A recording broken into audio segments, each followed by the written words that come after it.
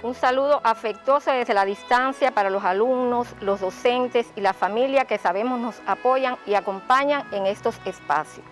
Hoy estaremos intercambiando nuevamente con los alumnos del nivel preuniversitario, 10º grado y primer año de la educación técnica profesional. Retomaremos contenidos que han sido impartidos por sus profesores en las aulas, pero que ahora se trata de consolidar, de sistematizar y de profundizar en ellos por su importancia.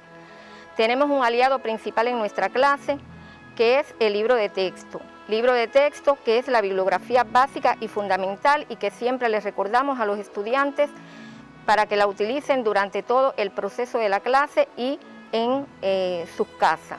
Aunque también utilizamos bibliografías complementarias, tales como materiales audiovisuales, software educativo, portal QEduca y filmes como Octubre, que rememora acontecimientos significativos de la Revolución de Octubre en su 10º aniversario. Y ese es precisamente el tema que nos ocupa en el día de hoy.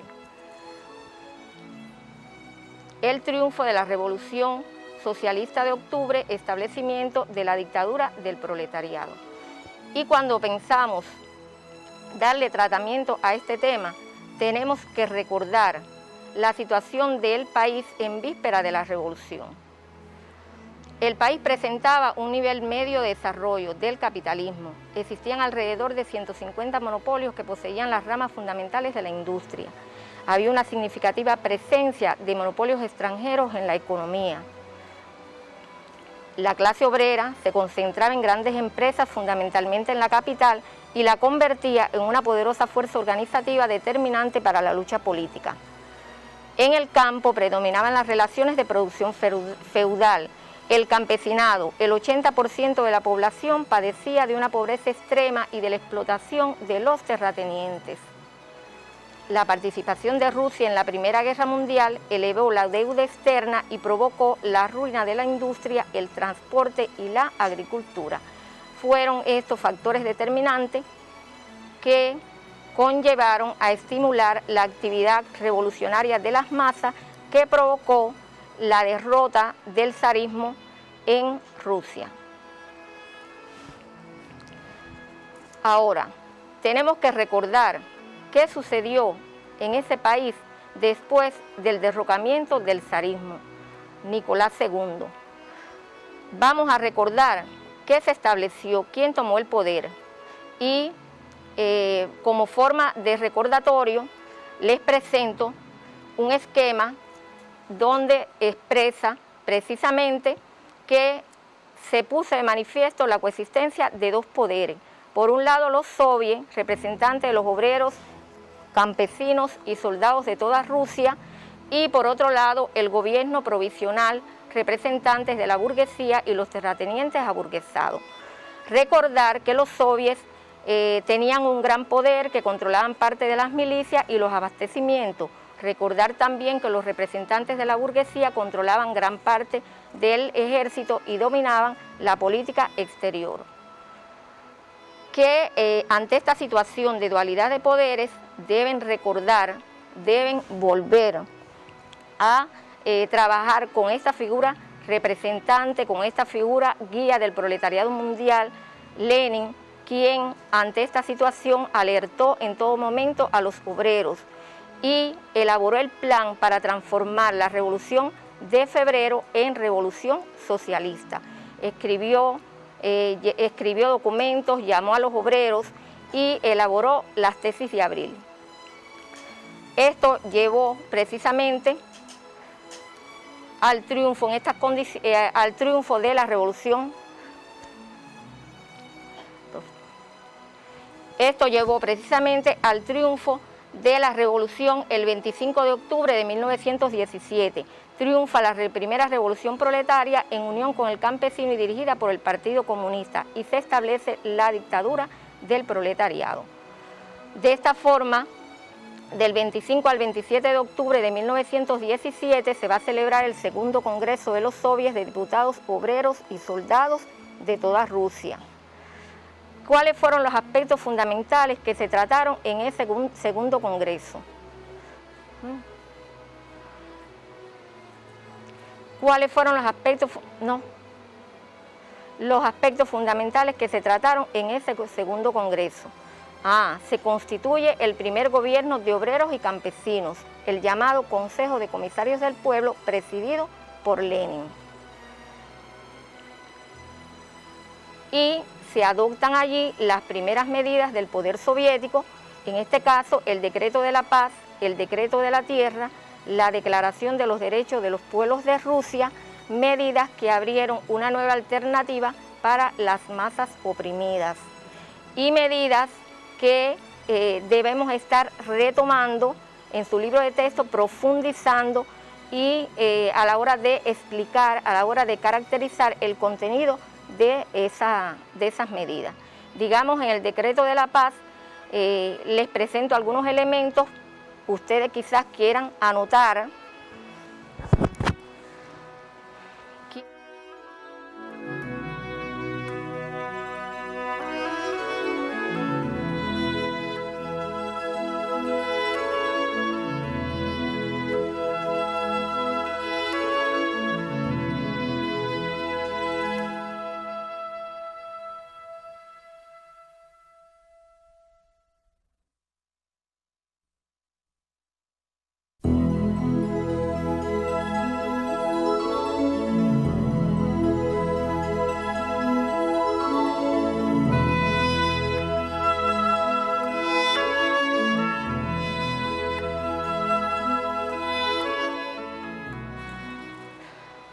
Es decir, propuso el establecimiento de una paz justa y democrática, sin anexiones ni contribuciones, para lo cual era indispensable la renuncia a la conquista de otros territorios.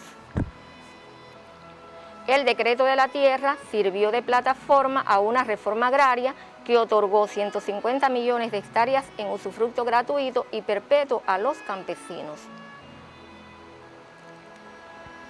La Declaración de los Derechos de los Pueblos de Rusia. Es importante que ustedes vayan tomando alguna nota de estos elementos, aunque después profundicen. ¿Puedo quitar?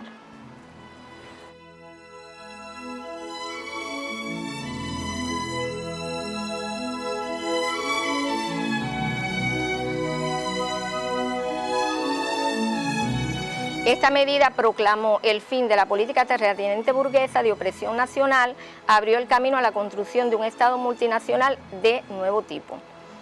Y por último, también se nacionalizaron los principales mandos de la economía, es decir, la gran industria, la tierra, la banca, el comercio exterior, el transporte. Por tanto, era una economía de tipo socialista, se perfilaba así, una economía socialista. Aquí es bueno recordar que también nosotros, durante nuestro proceso revolucionario, al triunfo el 1 de enero de 1959, la revolución en el poder tomó una serie de medidas en correspondencia con el programa del Moncada. Y una de estas primeras medidas fue precisamente la reforma agraria, que constituyó la medida más radical de la revolución. Ahora, estas medidas perjudicaban a la gran burguesía, a la contrarrevolución interna y al imperialismo, que tenía muchas propiedades y dominaba estas principales ramas de la economía en ese país. Por tanto, fueron ellos los que interrumpieron la construcción económica pacífica del socialismo. Es decir, ese joven Estado socialista tuvo que interrumpir esa construcción pacífica del socialismo, porque en el verano de 1918 el imperialismo extranjero, organizador de la intervención militar y en alianza con la contrarrevolución interna, desencadenó la guerra civil que dura hasta 1920. Es así como el joven Estado soviético tuvo que destinar los principales esfuerzos en la defensa de las conquistas de la revolución, recurriendo a la política del comunismo de guerra. Política del comunismo de guerra que fue necesaria en ese momento, que fue vital para la victoria, que fue una política de emergencia, con medidas económicas y políticas, pero el objetivo era salvar el socialismo. Y algunas de estas medidas se las presento.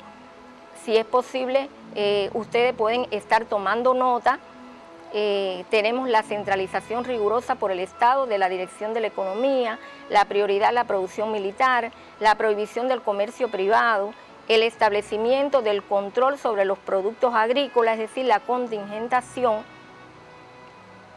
que en ese momento fue vital. Ahora, los resultados fueron buenos porque se logró salvar la patria y el socialismo, no solo por el comunismo de guerra, sino por el heroísmo del pueblo soviético. Pero concluida la guerra civil y la intervención militar extranjera, es necesario un cambio de política. Ya el campesinado estaba descontento, organizó sublevaciones que abarcaban extensas zonas del país, se estaba debilitando la alianza obrero-campesina, se produjeron disturbios que alcanzaron el propio Ejército Rojo. Es por este motivo que en el décimo congreso del Partido Comunista se adoptó una nueva política económica. Y por favor, es necesario, es importante que tomen nota de estos elementos significativos, objetivos de diferentes evaluaciones. En marzo de 1921, a propuesta de Lenin, se aprueba esa nueva política económica que formó parte del plan leninista para la construcción del socialismo y que fue, según quedó demostrado, un paso seguro hacia el socialismo. Como parte de ella, se anuló la contingentación establecida por el comunismo de guerra y se introdujo el impuesto en especie. Los agricultores podían arrendar tierras y contratar mano de obra, privatización de pequeñas y medianas empresas. Y los resultados fueron satisfactorios porque se fortaleció la alianza obrero-campesina, se condicionó la creación de la URSS y facilitó la industrialización sin sacrificar la agricultura. Ahora, uno de los elementos a tener en cuenta también en esta sistematización que estamos haciendo es un elemento fundamental, un contenido muy importante, que es la significación histórica de la Revolución Socialista de Octubre. Y sobre eso, nuestro comandante en jefe Fidel expresa: ningún acontecimiento como la Revolución de Octubre influyó jamás tanto en la mente de los hombres, el destino de los pueblos y el progreso del mundo. Porque Octubre inició la verdadera historia del género humano, una sociedad más justa, la socialista, agudizó las contradicciones del imperialismo, sirvió de ejemplo y estímulo a los trabajadores y pueblos del mundo, marcó un punto crucial en el desarrollo del movimiento obrero internacional. Rompió también las cadenas de la opresión nacional en la sexta parte del mundo, ejerció una enorme influencia en los países coloniales y dependientes, inició la crisis del sistema colonial del imperialismo. Y sobre este contenido deben ustedes estar profundizando en las páginas 28 a la 29.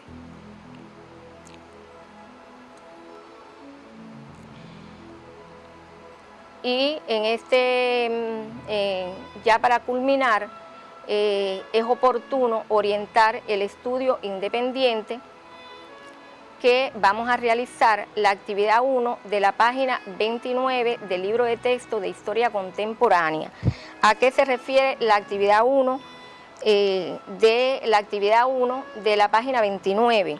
Dice: en el discurso clausura del 70 aniversario de la Revolución Socialista de Octubre, y vayan tomando nota, se expresa que en este proceso hubo de todo, heroico y trágico, grandes victorias y amargos reveses. Es decir, ustedes les recomiendo, después de haber anotado esa actividad, que hagan un recorrido por toda la Revolución de Octubre en forma cronológica para que puedan ir destacando los elementos heroicos, los momentos trágicos, los momentos convulsos de la revolución. Y como segunda actividad, Lenin consagró su vida a defender al proletariado y a construir el socialismo. Argumenta con 4 elementos este planteamiento y se van a apoyar también en las páginas 5 a la 13.